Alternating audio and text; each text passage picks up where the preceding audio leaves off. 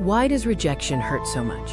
Why can one insult replay in your mind for years, while compliments disappear in minutes? Someone calls you ugly, worthless, not good enough, and suddenly your confidence starts collapsing. This video breaks down the psychology behind this deep-seated fear. Rejection hits hard because it challenges our sense of belonging, an essential human need. Compliments are fleeting, but threats to our social standing linger. The scary part is, we're not just afraid of rejection. We're afraid that rejection might actually be true. And this fear controls millions of lives every single day.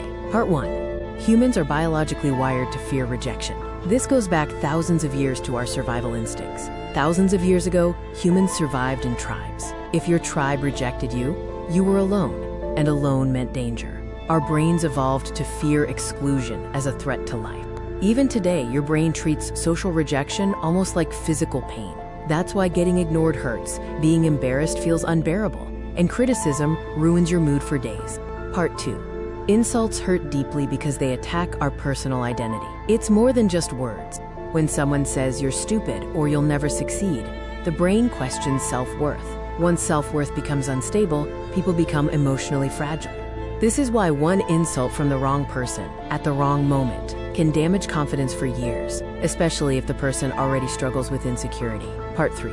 Most rejection wounds begin early in childhood. Our earliest experiences shape how we react to criticism later in life. A child who constantly hears "be better" or "you disappoint me" slowly learns a dangerous lesson: my value depends on approval. As a result, later in life, they become terrified of criticism, failure, embarrassment, and disappointing others. Many adults are still reacting to wounds created years ago. Part 5 and 6 deal with the psychological damage and coping mechanisms people develop to handle this constant fear. Most people act tough and say, "words don't affect me."